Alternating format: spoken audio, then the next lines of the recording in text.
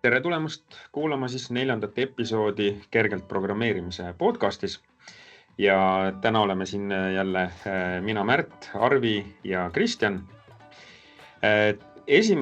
Teemadeks, mida me täna mõtlesime rääkida, on siis sellised teemad nagu rakenduste ja lahenduste paigaldus, varundus, taastamine ja testimine. Ehk natuke läheb jutt sellise rakenduste haldamise ja korrashoidmise poole. Aga ma alustuseks küsiks teilt sellise küsimuse, et Arvi ja Kristjan, et ma ise olen jälginud, et hästi palju uudiseid on Copiloti ja tehisintellekti kohta, kui Power Appsi uudiseid jälgida ja kas see hype on nagu päris täna või mitte, et kas te juba kasutate Copilotit ja tehisintellekti rakenduste loomisel või mitte? Mina isiklikult kasutan küll, jah. Copilotit just nende koodi kommenteerimise abistamiseks. Seal tuleb muidugi ise üle vaadata, täpsustusi teha. Aga ta teeb selle väga hea põhja küll siin ette. Ja teisalt kasutan ka ChatGPT Enterprise'i, siis meil on litsentsid, et näiteks teatud teemadel diskuteerida. Ta selgitab tehnilisi teemasid päris hästi ja teisalt võib-olla, et kui sa tahad koodist mingi viga, mida sa ei leia või võtab kaua aega, siis copy-paste jupp ChatGPT-sse, ta päris hästi ja kiiresti näitab sulle ette, et sul on siit mingi sulg, koma või midagi muud puudu, et kasutan aktiivselt ja ütleks, et tõstab küll produktiivsust, aga ma ei ole mõõtnud seda. Ei tea veel, et kas see on 30 või 3% või 9%? No just. Kristjan, kuidas sul? Ja no eks mul on umbes samasugune kogemus. Mul on eriti täpselt sama juhtum koodiga täpselt. On see, et kui ise millegipärast ei tööta, ise ei mõtle välja, siis ChatGPT ja Copilot kahe peale ikka mõtlevad välja. Mul on paar korda olnud sellist olukorda, kus üks ei tuvasta ära ja siis teine ei tuvasta ära, aga kahe peale kokku üldiselt saab kätte, mis see viga on. Ja ma olen ise kasutanud teda ka näiteks enda jaoks kasutajalugude lahtimõtestamisel. Et ta on siuke ChatGPT eriti on siuke üsna hea diskussioonipartner. Ma ise kasutan inglise keeles, aga ta on ka eesti keeles tegelikult tänapäeval väga korralik.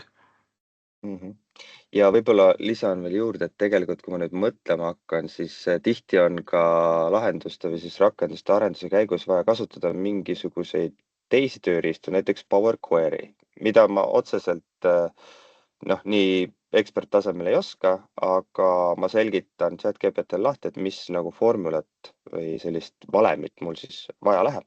Ja ta päris kenasti saab hakkama ja ma saan sellega nii-öelda seal Power Platformil need dataflow'd teha, kui mul on vaja midagi muuta seal andmetes, et see toimib ka päris hästi. No nii, et uus ajastu saab aastal 2025 meil käes olema tarkvaraarenduses, eks? Või juba on? Juba on, ma ütleks. Väikes või juba on ja eks näeb, kuhu suunda edasi areneb. See on teema, millest võib diskuteerima jäädagi. Ja, aga elame näeme ja ei peagi vist väga kaua elama, et näha juba. Absoluutselt, annab tunda. Aga kas lähme siis selle haldamise teema juurde, et ma ei tea, Arvi, kas sa avad natuke seda paigaldamist, varundamist, taastamist ja testimist? Jah, ma mõtlesin, et räägiks sellest, kuna päris palju on näha ja kuulda ka seda, et paljud alustavad ettevõtted siis just, nagu ikka avatakse Power Appsi see keskkond ja maandutakse üldjuhul sinna vaikimisi keskkonda. Default environment on selle nimetus siis. Ja sellega on see häda, et seal on päris palju piiranguid. Seal ei ole võimalik väga hästi jälgida, mis kasutajad seal teevad. Ja ühe nii-öelda environmenti piires on ka tegelikult jagatud andmebaas, kui Dataverse on kasutusel. Et seal on palju hädasid ja teine häda on ka see, et kõikidel litsentsiga kasutajatel, ja ma mõtlen siis seda tasuta litsentsi või siis seda Microsoft 365 litsentsi, nendel kasutajatel on vaikimisi environment maker roll ja seda ei saa ära võtta. Et see seab päris palju sellist jagatud infot ja ühtlasi ka rolle, mida siis ei saa nagu adminid eemaldada. et hea praktika on mitte seda kasutada lahenduste väljatöötamisel, vaid nimetada see tegelikult ka ümber, et Microsoft ise mingil põhjusel soovitab seda nimetada personal productivity keskkonnaks, aga ma isiklikult leian, et see on natuke eksitav, sest tegelikult see personal võib-olla viitab sellele, et seal justkui võib selliseid isiklikke, võib-olla konfidentsiaalsemaid asju hoida, teha, proovida, kuid pigem on see just vastupidi. Et kuskil blogis keegi just kirjutas, et see on nagu köögisahtel, kus sul on hunnik igasuguseid erinevaid tööriistu ja kõik saavad sinna ligi ja kõigil on see saadaval, et sa ei saa seda kuidagi nagu kontrollida või hallata. Ja sellel puhul siis ongi mõistlik kasutada erinevaid keskkondasid. Ja kui me kasutame erinevaid keskkondasid, nagu ka tavatarkvaraarendus on meil arenduskeskkond, testkeskkond ja siis see keskkond, kus rakendused lõpuks nii-öelda kasutatakse, siis samamoodi tegelikult parimate praktikate kohaselt on mõistlik ka seal teha.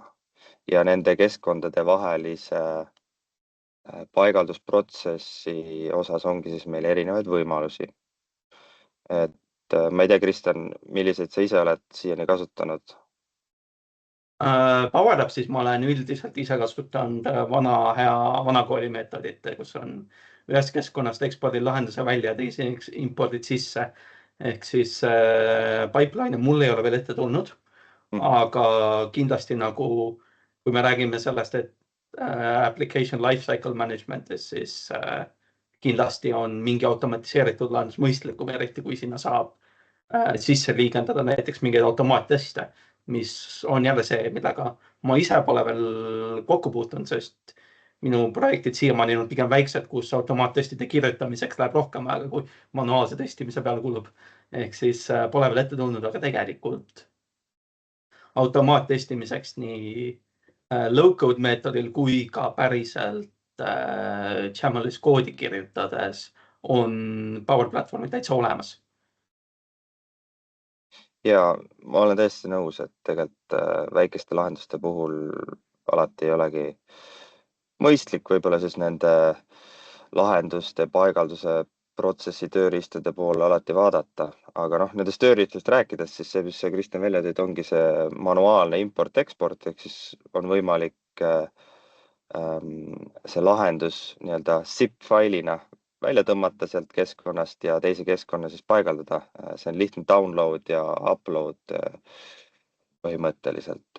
Aga see eeldab muidugi seda, et see lahendus, kui me sõna lahenduse all ma mõtlen, siis terminit solution tähendab ka seda, et sinu rakendus ja kõik rakenduse komponendid on paketeeritud sinna solutionisse. Et see on ka üks asi, mida tegelikult pahatihti ei tehta, et tehakse need äpid ja flow'd sinna keskkonda nii-öelda eraldiseisvaks, aga see ei võimalda siis seda paigaldust teise keskkonda väga hõlpsalt teha, et parim praktika on ikkagi alati, kui sa teed mingit rakendust kellelegi või rohkem kui iseendale, kui seal rohkem kasutajaid kui ise, et siis alati ikkagi alustada solutionisse paned erinevad komponendid, on ta siis app flow, mingisugune muutuja ja siis see võimaldab sul ka neid liigutada. Ja Power Platformil ongi siis sisse ehitatud ka tööriistad, mille nimetus on Power Platform Pipelines ja sealt saab kenasti defineerida siis, millised on sinu arenduskeskkonnad, millised on sinu nii-öelda test- ja kasutuskeskkonnad, et seal on päris lihtsalt võimalik neid protsesse hallata, luua ja kui sa oled need ära seadistanud, siis tegelikult toimub see paigaldus ühe nupuvajutusega ja sealt avab vorm, kus sa siis saad oma märkmed teha, et mida uuendati ja ta versiooni uuendused teeb seal automaatselt ära. Et on päris hea lihtne. Ja nüüd ma vaatasin, et oli ka tulnud juurde selliseid, Microsoft on teinud uusi vaateid, mis on veel preview's, aga tehakse makeritele, kes siis ei ole võib-olla IT-taustaga, eraldi sellised deployment vaated, kus neil oleks lihtsam seda kasutada ja adminidele siis sellised ülevaatlikumad vaated jällegi, et eraldi deployment sektsioon on tehtud, et Microsoft viimasel ajal on palju rõhku sinna pannud, et saaks seda rohkem populariseerida. Jah, no eks see on see koht, kus sellised asjad on üldiselt, no ta on platvormi küpsuse indikatsioon, kui sul tekivad sellised tööriistad juurde ja nagu tihtipeale on low-code'il olnud eriti ettevõtjate hulgas, kes on kunagi varem seda kasutanud, on see maine, et paneb platvormi püsti ja siis on metsik lääs, kus igaüks teeb mingeid asju ja seda, mis seal toimub, kontrollida kuidagi. Palju õnne, anna tuld selles metsikus tähenduses, kus igaüks teeb mingi jupikese ja paneb selle püsti ja hakkab kasutama.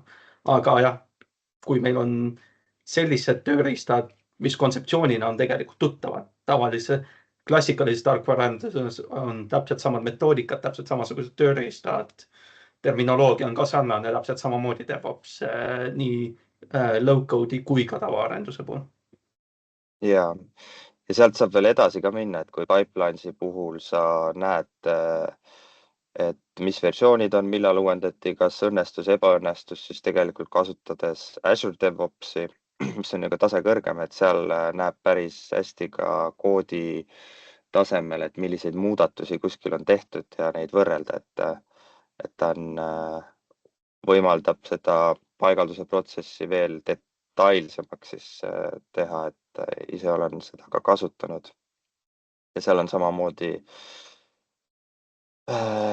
toimub see siis Azure DevOpsist nupuvajutusega, aga see eeldab ikkagi sellist põhjalikumat seadistamist siis Azure DevOpsi poole pealt.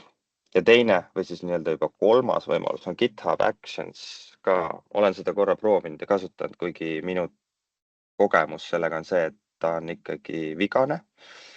2 arendajaga koos nii-öelda kasutasime seda ja tihti juhtus nii, et mingid koodijupikesed läksid kas kaduma, segamini, midagi ta seal tegi, mis päris hakkas meid segama ja me lõpuks lõpetasime selle kasutamise ära ja läksime Pipelinesi peale tagasi, et see oli meie kogemus kuskil natuke vähem kui aastaga tagasi. Aga mulle tundub, et Microsoft ongi rohkem rõhku selle Azure DevOpsi peale nüüd ka suunanud, sest et hiljuti märkasin, et tekkis mingi uus nupukene sinna solutionite taha, et connect to Git, mis tähendab, et ta kuidagi aitab selle Azure DevOpsiga ära siduda. Pole ise veel katsetanud, aga märkasin seda, et siiani ise käsitsi seadistatud. Ja see GitHubi pool on tegelikult huvitav, sest kui ma ei eksi, siis novembris millalgi väike kõrvalepõige on see, et kui me räägime küll Power Appsist ja Power Platformist üldse kui kärtprogrammeerimisplatvormist, aga tegelikult seal saab koodi ka kirjutada ja koodikomponentides me oleme vist, kui ma ei eksi, korra juba ka rääkinud natuke. Ja tegelikult on see, et just nüüd paar kuud tagasi Microsoft kuulutas välja, et nüüd on päriselt koodikomponentide arendamiseks saab liidestada Power Appsi üsna mugavalt GitHubiga. Ehk siis saab seal kasutada klassikalist Giti, version control'i, coworking ut, kõiki neid toreda asju, mis Gitiga kaasnevad. Ehk siis tegelikult sinna läheb ka endiselt mingit auru Microsofti poole pealt. Ja selle poole pealt kindlasti, ja. Aga ilmselt selle lahenduste osas suurem rõhk tundub hetkel DevOpsi pool. Kui ma nüüd olen uus kasutaja ja login, ma ei tea, esimest korda Power Appsi sisse, tahan nagu suur hind on, tahan kohe hakata nagu tegema oma äppi, eks, aga et kui palju seda nii-öelda vaikimisi keskkonda tegelikult tasub niimoodi alguses konfigureerida ja ümber teha, et hiljem ei oleks mul seda organisatsioonis neid nii-öelda nagu paljunevaid jäneseid ja segaputru ja kõike, et kõik näevad kõigi andmeid tüüpi jama. See on hea võrdlus. Tegelikult on võimalik suunata automaatselt kasutad ümber uuele keskkonnale. Ehk siis saab ka luua selline developer keskkonna, mis on nii-öelda enda testimiseks, katsetamiseks kõige, ma ütleks, õigem koht. Et seal on neid võimalusi, mida adminid saavad teha, et vältida seda esmast maandumist sinna default keskkonda. Ja nimetamine peaks ka olema siis võib-olla kohe selliks, ma ise ausalt öeldes nimetaks selle experimental või midagi taolist, et kõik saavad aru, et seal on selline väga mitmekesine keskkond. Nii et ikkagi tasub ühest küljest nagu süsteemis selliseid korda luua, aga teiseks, kui palju on vaja siis ka sellist töökorralduslikku või mingeid protsesse kokku leppida, et kui mitmekesi tahate arendada ja siis on veel kasutajad, et ei tekiks lihtsalt kogemata teineteise koodi ülekirjutamist ja muud selliseid andmeturbe probleeme. See koodi ülekirjutamine on probleem ja minu arust siiamaani on see ikkagi probleem seal, et nüüd vist on niimoodi, et kui sa töötad ühel screenil, see on niisugune termin seal, et ühel vaatel korraga, siis vist on okei. Varem ei olnud see ka võimalik, et üks arendaja sai ühte äppi ainult arendada nagu korraga. See vist on suhteliselt hiljuti tekkis see võimekus. Just. Ei ole seda proovinud ausalt öeldes, aga jah. Aga jah, no selles suhtes nagu igal asjal on siin see tehniline pool pluss see inimeseline pool. Üldiselt, kui on väga alguses, kui sul ongi paar inimest töötavad, siis väga ei ole vaja. Aga mida rohkem sul inimesi juurde tegeb, seda rohkem on vaja seda, et keegi päriselt haldaks seda, kes teeb, mida teeb, kus teeb, kes haldab, kes kontrollib. Ja mõistlik on sellega pigem tegeleda proaktiivselt ja varem, sest kui ta läheb ühe korra käest ära, siis tagasi karpi saada, seda kolli on üsna keeruline. Ja üks teema veel, mida on siis varundamine ja taastamine, et kuidas see on nagu, kas see jagatakse kaheks, et üks on andmete varundamine, teine on siis rakenduse varundamine ja taastamine, kuidas see on mõistlik üles seada? see ongi see, et kui see esimene variant, millest Kristjan ka mainis, käsitsi import, export ongi justkui varundamine, sest et sa pead selle zip-faili alles hoidma. Kui sa hoiad selle alles, siis sa saadki taastada sellega, et sa impordid selle tagasi. See on see kõige lihtsam käsitsi viis. Kui me lähme pipelinesi, siis seal jäävad need lahendused sinna alles selles mõttes, et sa saad neid pärast taastada sealt läbi selle pipelinesi. Ja samamoodi Azure DevOpsi kasutades jäävad need reposse, et sa saad sealt endal taastada neid asju. Ja kui me lähme päris selle keskkonna tasemele, siis Microsoftil vaikimisi oli 7 päeva. Sa saad keskkonda nii-öelda taastada 7 päeva tagasi siis. Aga seal on ka valik, et sa saad seda pikendada 28 päevale. Et seal on neid hoobasid, mida tõmmata, kasutada ja kõik sõltub sellest, et mis on siis need vajadused. Mida ma veel ise hiljuti olen teinud, on see, et sinna on tekkinud võimalus koodi kopeerimine. Et kui ma lähen sellele screenile ehk siis vaatele parem klõps view code ja seal on ka copy code, siis ma olen viimasel ajal hakanud ka kopeerima koodi Visual Studio Code'i. Ja sealt ma saan natukene paremini mingisuguseid jupikesi tagantjärgi vaadata, et ma olen seda versiooni haldust natuke käsitsi ise seal proovinud, et see on ka päris hea, et kui sa teed mingeid muudatusi, siis on hea vaadata, kui just ei kasuta Azure DevOpsi, et sealt on samamoodi need muudatused näha. Aga manuaal import-expordiga ei ole see nii lihtne. Ja see on see koht, kus automatiseeritud lahendused on, kus see aja investeering, mis nende ülesseadmise läheb ühel hetkel nagu tasub ennast korralikult ära. Sest kui midagi läheb aia taha ja ei ole sattunud seda, et jätsid versiooni alles, siis võib üsna nihusti olla. Ja taastamise osas ka, et eelnevalt mainisin siis nende lahenduste taastamise osas, mis hõlmab siis erinevaid komponente, äpp, töövoog ja nii edasi. Aga selle koodi puhul saad ka taastada mingisuguse komponendi, näiteks kui sa kopid sealt salvestatud koodist omale jupikese, siis seal on valik, et paste as code või midagi taolist. Et siis ta loob selle komponendi sulle sinna äppi koodi põhjal nii-öelda. Et see on ka alles hiljuti tulnud lisandunud funktsionaalsus. Aga kuidas andmetega on, et näiteks mul on kriitiline rakendus ja selgub mingi hetk, et 2 kuud tagasi keegi kirjutas olulise kirja üle, et kuidas ma kas seda on vaikimisi platvormil võimalik taastada siis või võtta see 2 kuu vanune andmebaas kuidagi või andmestu kuidagi kasutusele või tuleb see eraldi seadistada? see tuleb seadistada ja, et oleneb, mis andmebaasi kasutatakse. Kui kasutatakse platvormi enda andmebaasi, milleks on Dataverse, siis seal on seadistusi, mida tuleks teha, et seda siis vältida või siis seda tagada, et sa saaksid sealt neid kätte. Aga üldjuhul ikkagi see kustutamine suures osas ilmselt keelatakse ja kasutatakse staatused või muid asju, ja seal on võimalik ka trackida. Ütleme nii, et Dataverse'il on väga suur valik erinevaid hoobasid, mida kasutada. Aga kui on väline andmebaas, siis sõltub jällegi sellest andmebaasist, kuidas need on tehtud. Hästi, aga need olidki siis need teemad, mis me täna tahtsime rääkida. Ma ei tea, ma võtaks võib-olla kokku lihtsalt sedasi, et kogu see haldamine, varundamine, paigaldamine on teema, mis on mõistlik kohe alguses läbi mõelda, kohe algusest peale see korralikult teha, sest hiljem ümbermuutmine on väga keerukas, kui mitte võimatu või igal juhul ebamugav. Just. Või kuidas teile tundub? Ja, ebamugav kindlasti ja väga keerukas. Olgu, tänud siis kuulajatele ja järgmise korrani.